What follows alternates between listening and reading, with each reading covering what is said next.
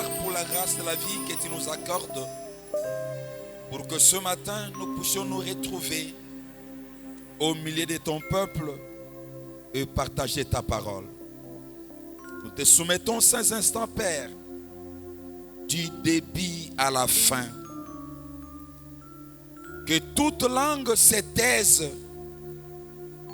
que seul le nom de Jésus soit magnifié du début à la fin. Père, toi seul es digne d'être roi sur le trône, car tous les rois de la terre ont un mandat, ont une durée de vie. Mais toi et toi seul, tu es roi éternellement sur le trône, à même d'être béni en tout temps, au siècle des siècles. Bénis ces instants et bénis ta parole. Au nom de Jésus. Amen. Nous prenons nos Bibles et nous allons rapidement lire la parole de Dieu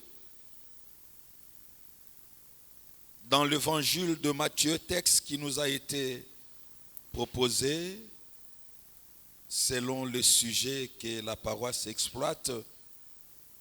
Matthieu chapitre 5, 13 à 16. Nous lisons au nom du Seigneur. C'est vous qui êtes les sel de la terre, mais si le sel devient fade, avec quoi les salera-t-on? Il n'est plus bon qu'à être jeté dehors et foulé aux pieds par les hommes. C'est vous qui êtes la lumière du monde. Une ville située sur une montagne ne peut être cachée.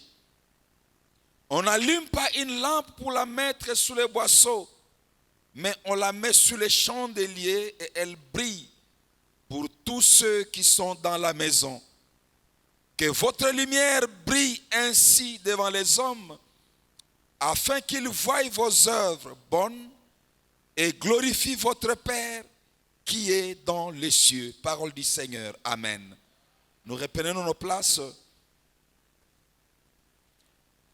Le thème qui nous a été donné à partager ce matin est appelé à être lumière du monde.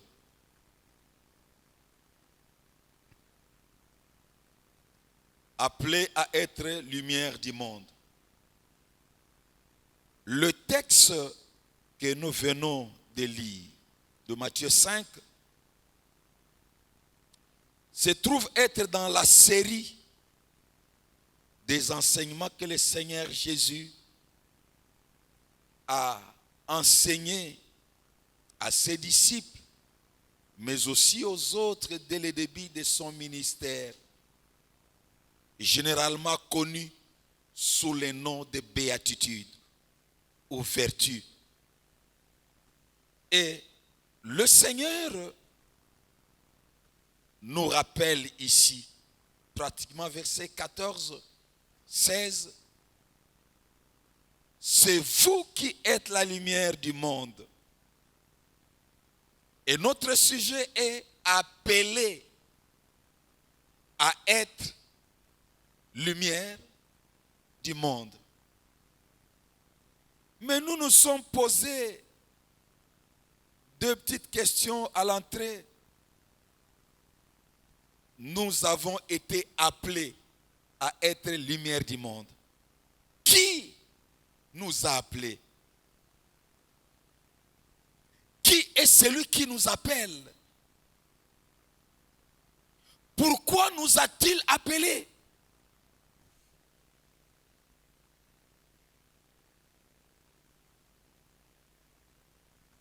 Qui nous appelle et pourquoi nous a-t-il appelés? Chers frères et sœurs, ces deux petites questions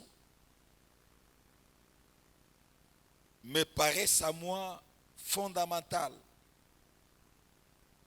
Fondamentales pour que nous puissions nous faire une idée sur la personne qui nous appelle.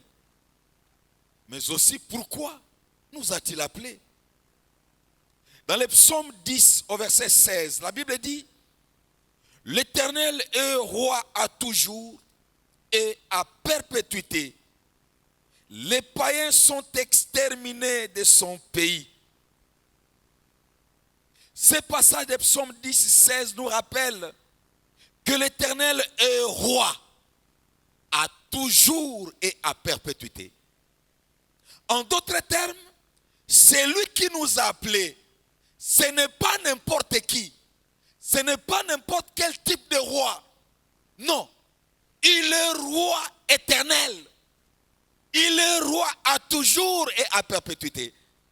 Et dès l'entrée de ces psaumes 16, 10, 16, je m'excuse, le verset que nous avons lu, la Bible nous rappelle que la tribu qui commence ce verset, c'est l'Éternel. L'Éternel. Mais que veut dire éternel? Lorsque vous rentrez pour commencer à étudier, la tribu éternelle veut dire le Tout-Puissant, veut dire le Tout-Suffisant, le plus fort. En d'autres termes, celui qui nous appelle, qui se nomme éternel, il est à lui seul le Tout-Suffisant. En d'autres termes, à lui seul, il se suffit à l'infini. Alléluia. Celui qui nous appelle, non seulement qu'il est roi éternellement, mais de par lui-même, il est tout suffisant et à l'infini. Donc, même en dehors de lui, de nous plutôt, il est roi. Alléluia. Il est roi capable.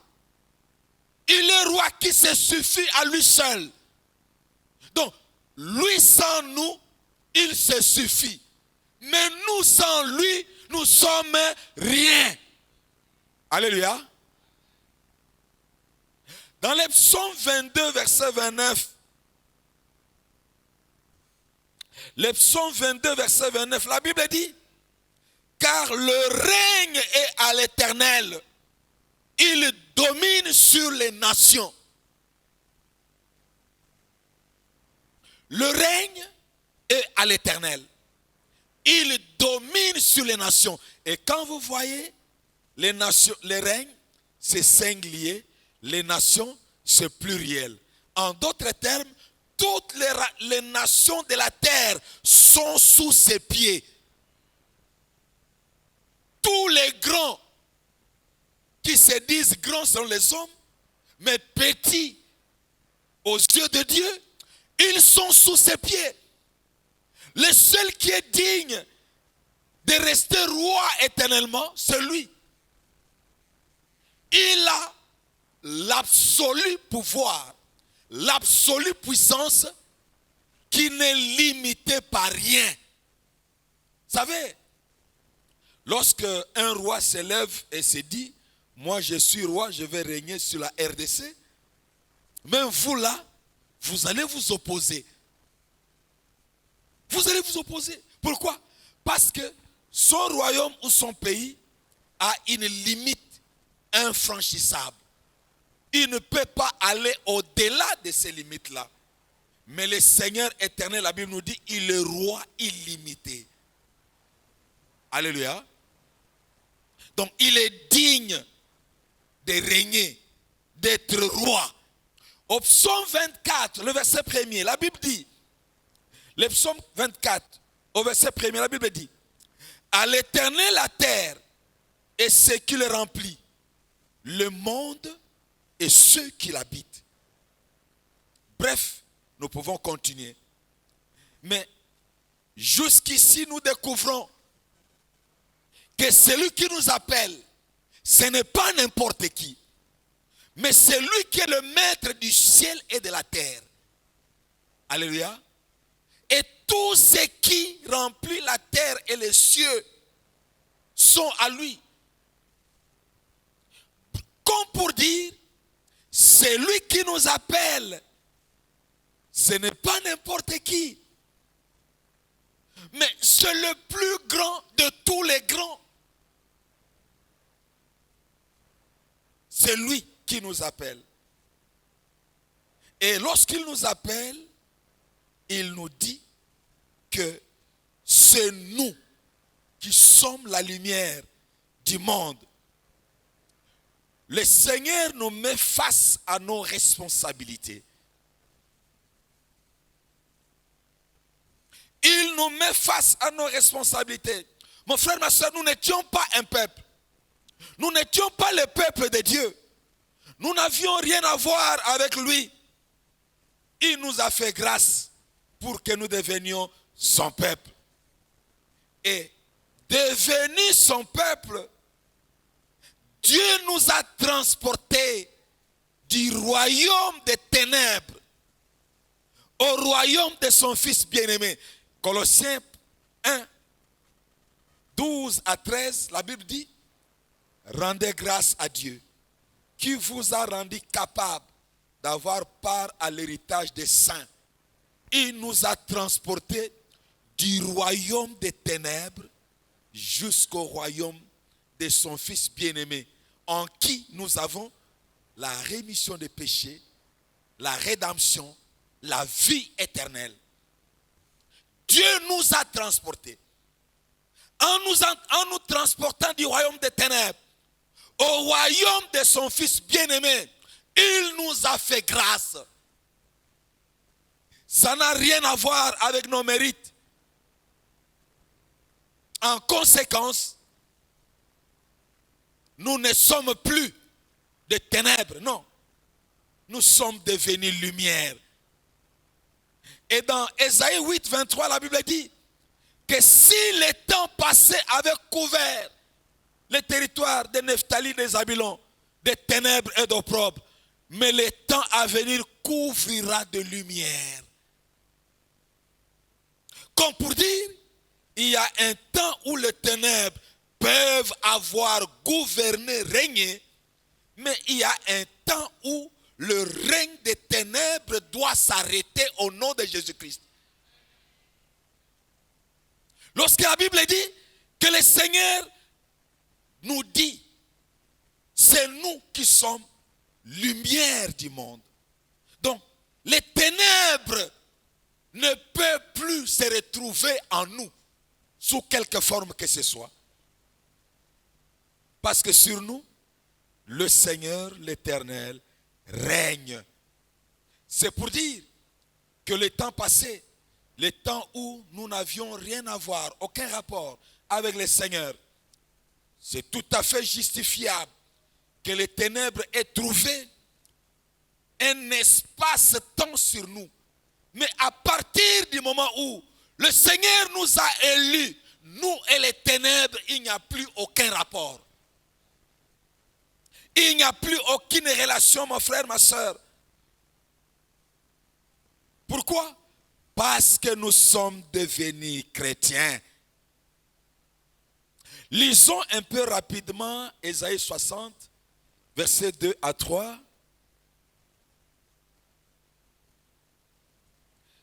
Ésaïe 60, 2 à 3. La Bible dit, car voici que les ténèbres couvrent la terre et l'obscurité le peuple. Mais sur toi, l'Éternel se lève. Sur toi, sa gloire apparaît. Des nations marcheront à ta lumière et des rois à la clarté de ton aurore. Alléluia.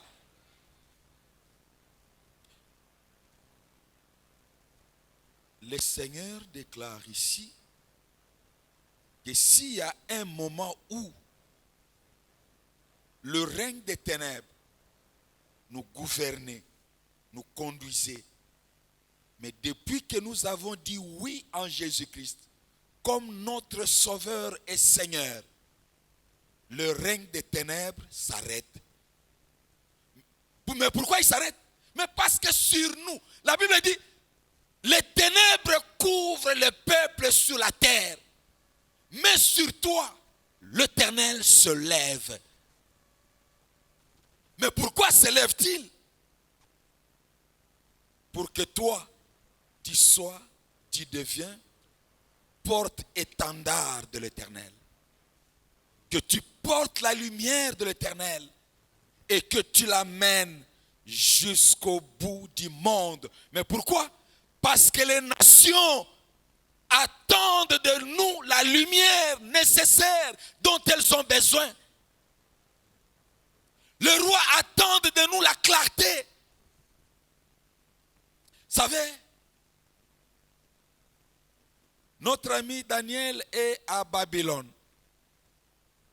Le Seigneur se révèle lorsque Nabuchodonosor donne un festin avec ses concubines, ses convives. Et pour ces festins, ils utilisent les ustensiles du temple pour boire. Le Seigneur étant roi de toute la terre, une main dans le vide sort et écrit: pesez, pesez, pesez, pesez, et tu as été trouvé rien. Nabuchodonosor et tous ces grands ont médité autour de ça impossible. Finalement, une décision tombe, il faut abattre tous les sages du pays. Et le message arrive aux oreilles de Daniel. Daniel va supplier en disant non, que le roi donne un petit temps pour que nous puissions prier et comprendre. Et le Dieu qui révèle des choses cachées, le révèle à Daniel. Et qu'est-ce que Nabuchodonosor va dire? Il n'y a de Dieu que le Dieu de Daniel. Il révèle ce qui est caché. Lorsque Daniel est arrivé, Dieu a donné la lumière. Ce roi qui était dans les ténèbres a dû comprendre les choses. Et il va déclarer: il n'y a que lui et lui seul qui est Dieu. Car il fait tout ce qu'il veut. Alléluia. Vous savez, un dictateur peut sortir au coin du monde et commencer à faire en disant: c'est mon peuple, je peux les massacrer du matin au soir. Mais à un moment donné, Dieu va s'élever comme pour dire: toi petit dictateur là, arrête. Et tes marches de manœuvre s'arrêtent là. Et tout s'arrête. Pourquoi? Parce qu'au-dessus de ces petits dictateurs, il y a ce grand Dieu dont le règne est imposable au-dessus de tout. Il n'y a que lui et lui seul. Donc il est digne d'être roi sur toute la terre. Alléluia. Mon frère, ma soeur, c'est lui qui nous appelle à être lumière du monde. Ce n'est pas n'importe qui, mais c'est le grand Dieu, le grand roi, qui fait tout ce qu'il veut et avec qui il veut l'accomplir. Alléluia. Voilà pourquoi Matthieu nous rappelle le verset 14 que nous avons lu. C'est vous qui êtes la lumière du monde. Vous avez la responsabilité, mon frère, ma soeur. Le Seigneur vous indique, nous indique. C'est nous, c'est moi, la lumière du monde. Et si je croise les bras tout en sachant qu'en dehors de moi, il se suffit à lui seul, je serai malheureux. Pourquoi? Le faveur qu'il a prévu pour moi, je le manquerai. Il m'a associé afin de partager le bénéfice de son bonheur. Dans Actes des Apôtres, chapitre 13, verset 47. Actes des Apôtres, chapitre 13, verset 47. L'apôtre Paul et Barnabas nous rappellent comme pour dire: car ainsi nous l'a prescrit le Seigneur. Je t'ai établi pour être la lumière des nations, pour porter le salut jusqu'aux extrémités de la terre. Dieu n'est-il pas à mesure d'y aller jusqu'aux extrémités de la terre? La Bible nous dit, la terre c'est à lui. À lui. Mais il nous associe dans ses projets pour que nous composions avec lui. Faisions une équipe de gagnants. Nous puissions gagner avec lui. Le Seigneur nous associe et nous confère un mandat d'aller. Nous devons y aller. Mais pourquoi? Parce qu'il a fait de nous la lumière des nations. Nous sommes devenus lumière des nations. Mon frère, ma soeur, dans Ephésiens chapitre 5, verset 8. Ephésiens 5, 8. La Bible déclare, autrefois en effet, vous étiez ténèbres, mais maintenant, vous êtes devenus lumière dans le Seigneur. Marchez comme les enfants de lumière. Il dit, autrefois, en effet, vous étiez ténèbres, mais maintenant, vous êtes devenus lumière. Marchez comme des enfants de lumière. L'apôtre Paul révèle le contraste qu'il y a ici. Il dit, autrefois, nous étions ténèbres, mais maintenant, nous sommes lumière. L'apôtre Paul ne dit pas que l'autre fois vous étiez dans les ténèbres. Non, il dit, autrefois vous étiez, alléluia, autrefois nous étions, mais à partir du moment où nous sommes en Christ, nous sommes devenus comment? L'apôtre Paul dit qu'en réalité, avant de connaître Jésus, tout en nous était ténèbres. Nous étions ténèbres. Mais à partir du moment où nous sommes en Christ, il n'y a plus aucun rapport entre nous et les ténèbres. À cause de notre position, de notre union à Jésus-Christ. Avant de connaître Jésus-Christ, nous étions ce que nous étions. Avec tous les passés coupables, tous les mal, toutes les fautes.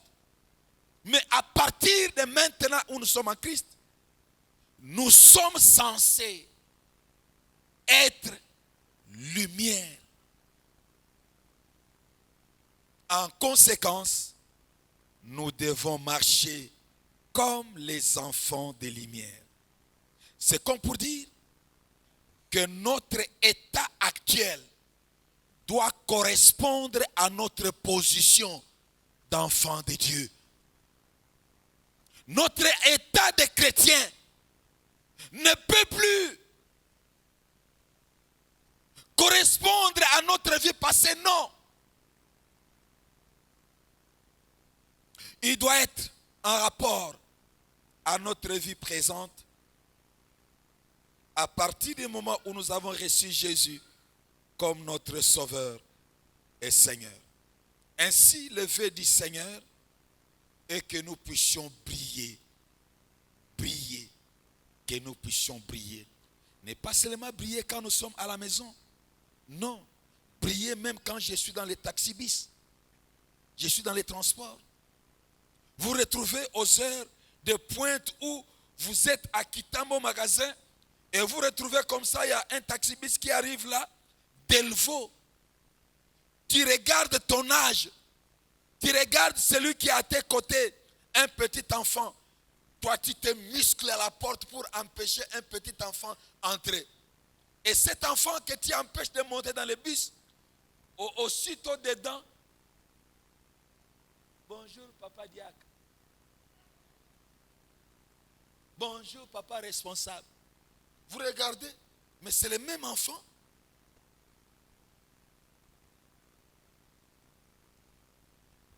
Vous voyez un peu ce qui se passe?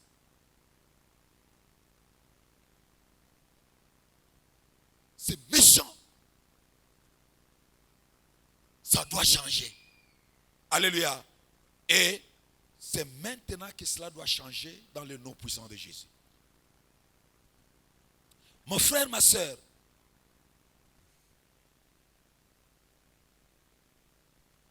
qu'est-ce qui peut empêcher à un chrétien censé être lumière et de ne pas briller, alors que le Seigneur a donné l'ordre que nous sommes appelés à être lumière? Le Seigneur a pourvu. Il a donné son mot d'ordre. Mais curieusement, il y a un blocage. Mais qu'est-ce qui peut empêcher que nous ne puissions pas briller alors que le Seigneur a donné son mot d'ordre? Mon frère, ma soeur, il y a beaucoup de paramètres, beaucoup de choses qui peuvent intervenir et nous empêcher tout en étant chrétiens, mais nous ne brillons pas. Et lorsque nous ne brillons pas, la destinée que le Seigneur a pour nous tarde. Tarde. Alléluia. Mais qu'est-ce qui peut empêcher que nous ne puissions pas briller et éclairer? Premièrement, mon frère, ma soeur, le péché. Le péché. Lorsque nous vivons dans le péché, nous empêchons les plans de Dieu de s'accomplir dans nos vies.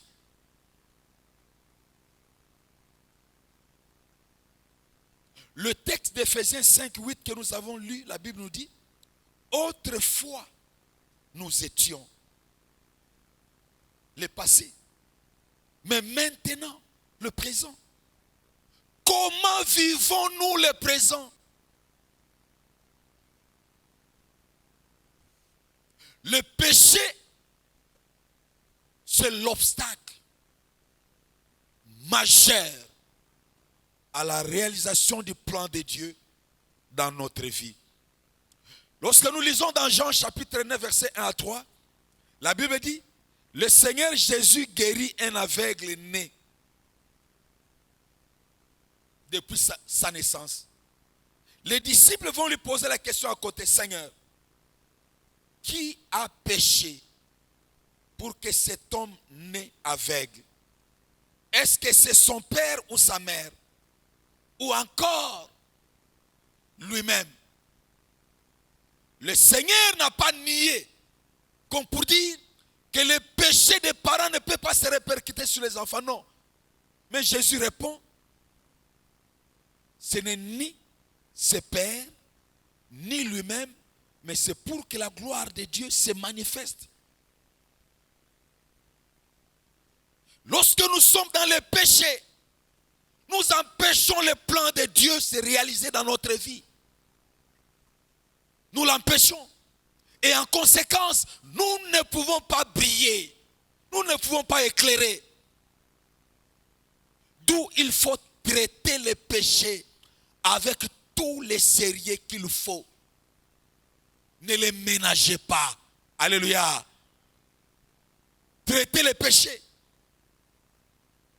La deuxième petite chose pouvant empêcher à un chrétien de briller alors que le Seigneur attend de nous, les nations attendent d'être éclairées par notre lumière. Empêcher, c'est que nous puissions briller, mon frère, ma soeur. Il y a ce que nous lisons dans Lamentation de Jérémie, chapitre 5, verset 7. Dans Lamentation de Jérémie, chapitre 5, verset 7, nous lisons, la Bible dit, nos pères ont péché, mais ils ne sont plus.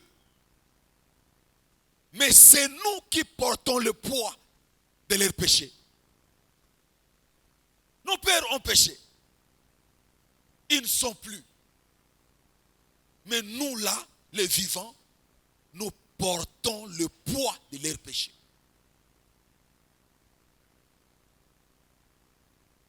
Nous nous retrouvons avec des bien-aimés quelque part. Et ces bien-aimés me partagent quoi? Nous sommes enfants d'un même père, une même mère. Nous sommes plusieurs. Mais nous ne nous entendons jamais. Enfants d'un même père, même mère. Et ils me disent quoi? Dans notre maison familiale, chaque 1h du matin, il y a 3 bouts d'hommes qui apparaissent. Ils vont faire des bruits dans toute la parcelle jusqu'à 3h du matin, puis ils disparaissent. Moi je dis, mais ça, c'est un héritage de compromission. Les parents se sont engagés dans des histoires impossibles. Ils ont lié la destinée de leurs enfants. En conséquence, vous priez, mais vous ne faites que tourner au rond-point. Pourquoi? Votre destinée est liée. Mon frère, ma soeur, je me retrouve avec un bien-aimé qui a fini des études il y a plusieurs années à l'Inikin, plus de 15 ans. Mais il n'a jamais eu le courage de retirer son diplôme à l'université. Le jour où un promoteur d'école les rencontre pour dire « Apporte-moi ton dossier, je vais te trouver du travail », il se rend compte qu'il n'a pas de diplôme. Et quand on se retrouve, on partage, on prie. Il rentre, cette même nuit, il fait un songe. Son diplôme sort de leur toilette. Le diplôme qui est apparemment à l'université, mais sort où? Dans leur toilette. Mais tu vas te rendre compte que non, n'a courage à cause du diplôme. Or, il y a des lois de famille qui ont bloqué ton diplôme. Tu ne peux pas y accéder. Les lois. Mon frère, ma soeur, on retrouve plusieurs de ceux-là qui se disent chrétiens, mais quand vous observez leur vie, ils ne font que tourner. Mais pourquoi tournent-ils? Mais parce qu'il y a des lois qui les retiennent. Et vous devez sortir au nom de Jésus. Alléluia. Troisième petite chose, c'est en fait l'idolâtrie. L'idolâtrie.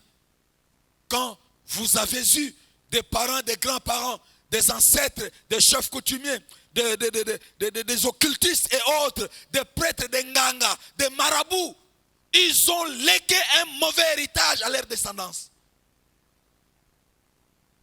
Tout ce qu'ils ont fait là, ils ont lié des générations, ils ont lié des peuples, ils ont lié des familles. Mais il faut comprendre, priez le Seigneur en demandant qu'il vous ouvre les yeux de l'esprit, comprendre et commencer à briser en disant, oui, il y a un temps où tout cela a vécu, mais à partir de maintenant où Seigneur tu me rends conscient, je trace une ligne de démarcation que tout cela doit s'arrêter au nom de Jésus. Et quand vous tracez cette ligne, les nouvelles malédictions n'entrent plus, mais ce qui était déjà entré, c'est dedans. Mais il faut commencer maintenant à les faire sortir l'une après l'autre. Alléluia. Donc, le Seigneur a donné un mot d'ordre. Nous sommes appelés à être lumière du monde. Mais nous n'arrivons pas à éclairer. Lorsque vous avez une lampe tempête, il y a la mèche, le pétrole dedans. Mais vous allumez, ça ne s'allume pas. Mais vous ouvrez la lampe pour commencer à vérifier. Mais qu'est-ce qui se passe que cette lampe ne puisse pas s'allumer? Est-ce que la mèche ne monte pas? Est-ce que ce qui est dedans, ce n'est pas du pétrole? Peut-être que c'est de l'eau. Mais si c'est de l'eau, il faut évacuer l'eau, nettoyer la mèche, remettre le pétrole et allumer la lampe à nouveau pour que ça s'allume. Mon frère, ma soeur, nous nous retrouvons avec des responsables de familles qui sont dans ces histoires-là. Le Seigneur a donné le mot d'ordre, briller, éclairer. Mais ta lumière à toi devient obscurité. Mais tant que ta lumière est obscurité, tu ne peux pas voir clair. Tu ne peux pas appréhender ce qui se passe au-devant de toi. Tu ne ferais que tourner. Et ta destinée se trouve être liée. Reviens au Seigneur. revoie ta vie. Qu'est-ce qui se passe que tu ne puisses pas briller? Mon frère, ma soeur, nous avons cru à un Dieu inchangeable. Mais c'est le même Dieu qui change toute situation. Lui change tout. Mais lui-même ne peut être changé par rien. Voilà pourquoi, quel que soit ce qu'a été ta situation, en revenant à ses pieds, en commençant par faire une repentance personnelle en profondeur, en commençant par mener une repentance d'identification pour essayer un peu de comprendre qu'a été tes parents. Babotino bazalaka banani, bakokono bazalaka banani, moko na moko tomi yebi bipai tobima. Alléluia. Atako mobali na yo ou moi sinon peut ne pas te connaître, mais toi-même tu connais bien ta famille, ta situation. Et il y a des choses pour lesquelles que tu sais de ta famille que tu te dis, ça vraiment je ne partagerai jamais à mon conjoint. Pour mabe, oyebi yango, vice versa. Mais pour il y a famille na yo et il y a bien, c'est ce qu'on partage. Tout avec le Seigneur, quand le Seigneur nous fait grâce, il nous appelle à être lumière, nous rentrons là pour contrôler. Mais qu'est-ce qui s'est passé dans ma famille? Qu'est-ce que mes parents faisaient? Qu'est-ce qui s'est passé dans notre maison? Qu'est-ce qui s'est passé dans notre famille? Quelles sont les faiblesses que nous avons vécues au sein de nos familles? Et vous comprendrez que tout ça, ce sont des problèmes. Et ça j'aime. Le Seigneur dit dans Apocalypse, il dit, il a fait de nous un royaume de sacrificateurs. En tant que sacrificateur pour ta famille, tu as la responsabilité de ramener la vie dans la famille. Alléluia. Nous allons nous arrêter là.